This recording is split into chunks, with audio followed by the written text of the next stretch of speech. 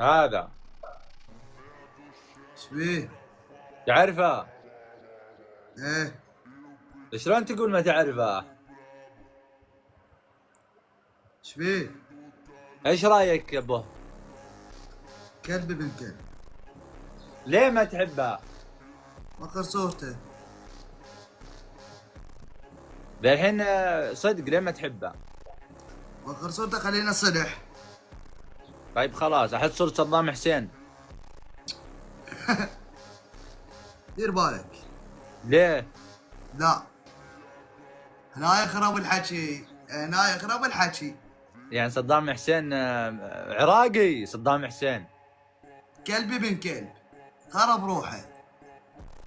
ودانيكك انا اليوم كل سمك.